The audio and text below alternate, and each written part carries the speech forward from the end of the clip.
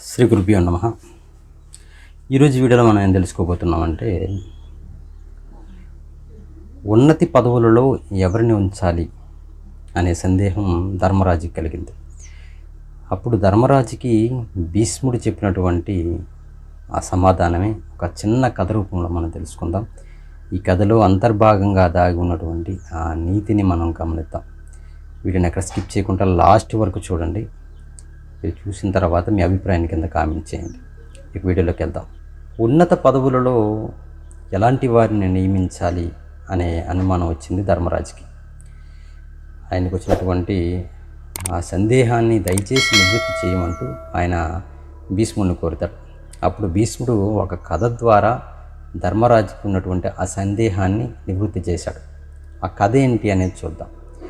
పూర్వం ఒక అడవిలో ఒక ముని తపస్సు చేసుకుంటూ జీవిస్తున్నాడు.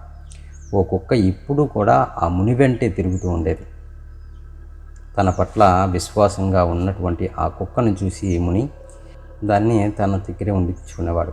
వీరి అనుబంధం ఎలా కొనసాగుతూ ఉండగా ఒకరోజు ఆ కుక్క ఆ పులి కంటపడుతుంది. అంతే, ఆ పులి తన పంజా విసురుతూ కుక్కని తినడానికి ముందుకు వస్తుంది. వెంటనే ఆ కుక్క పరుగున పోయి మునీశ్వరుని వెనుక దాక్కుంటుంది. తనను నమ్ముకున్నటువంటి కుక్క ఆ పులి కంటే బలహీనంగా ఉండటం వల్లే కదా దానికి ఆపద కలిగింది అని అనుకున్నాడు ఆ ముని. అప్పుడు దాంతో ఆ కుక్కను పులిగా మార్చేశాడు. ఆ ఘటనను చూసినటువంటి పులి భయపడి గిర్రున వెనక్కి తిరిగి పారిపోయింది. కానీ పులిగా మారినటువంటి కుక్క జీవితం అక్కడి నుంచి సురక్షితంగా ఉంది అని చెప్పుకోవడానికి కూడా లేదు. ఎందుకంటే మరోసారి దాని మీదకి ఓ ఏనుగు దూసుకొచ్చింది. యథాప్రకారం పులి రూపంలో ఉన్నటువంటి ఆ కుక్కను ఏనుగులా మార్చేశాడు ఆ మునీశ్వరుడు. ఇలా ఏ జంతువు దాడి చేసినా సరే తన దగ్గర ఉన్నటువంటి ఆ కుక్కను అంతకంటే బలమైన జంతువుగా మార్చేసేవాడు ఆ ముని.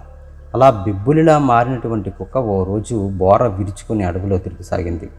ఇక తన మీద దాడి చేసేంతటి శక్తి మరో జంతువుకి లేదు అన్న నమ్మకంతో నిర్భయంగా సంచరించసాగింది.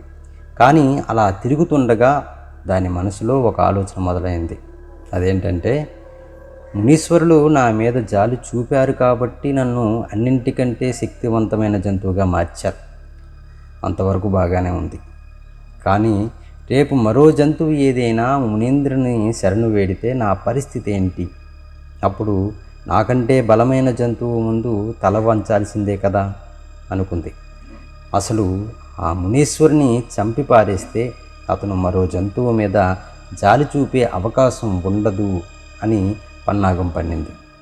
ఆ కుక్క తన మనసులో ఇలాంటి దుర్మార్గపు ఆలోచనలు చేస్తూ ఏమీ ఎరగనట్లు ఆ ముని ముందుకు వచ్చి కూర్చుంది. కానీ కుక్కను బెబ్బులిగా మార్చినవాడు దాని మనసులో ఏముందో గ్రహించలేడా? మునీశ్వరుడు ఎప్పుడైతే కుక్క మనసులోని దురాలోచనను పసిగట్టాడో వెంటనే తిరిగి దానిని కుక్కగా మార్చేశాడు. అది పూర్వంలాగానే కుక్కలాగానే జీవిస్తుంది. కాబట్టి ధర్మనందన, దుర్మార్గులకు ఉన్నత పదవులను ఇస్తే వారి బుద్ధి చివరకు ఇలాగే పరిణమిస్తుంది. అందుకే యోగ్యతను అనుసరించి పదవులను అందించాలి. అలాంటి యోగ్యులు తన అనుచరులుగా ఉన్న రాజు ఏ కార్యాన్నైనా సరే సాధించగలడు అంటూ భీష్ముడు ఆ కథను ముగించాడు. చూశారు కదండి, ధర్మరాజుకి వచ్చినటువంటి ఆ సందేహాన్ని, అంటే ఈనాటి తరంలో మనకందరికీ ఉన్నటువంటి సందేహం ఉంది. మనం ఎటువంటి పదవులని ఎవరికి అందించాలి అనేటటువంటి ఆలోచన చేయాలి. ఇటువంటి కథల ద్వారా మనం గ్రహించవలసినటువంటి విషయం ఇది. ఈ కథ మీకు ఎలా అనిపించింది అనేది కింద కామెంట్ చేయండి. వీడియో నచ్చితే లైక్ చేసి మీకు తెలిసిన వాళ్ళకు తెలిసిన గ్రూపుల్లో ఈ వీడియోని షేర్ చేయండి. మరొక వీడియోతో మళ్ళీ కలుద్దాం. శ్రీ గురుభ్యో నమః.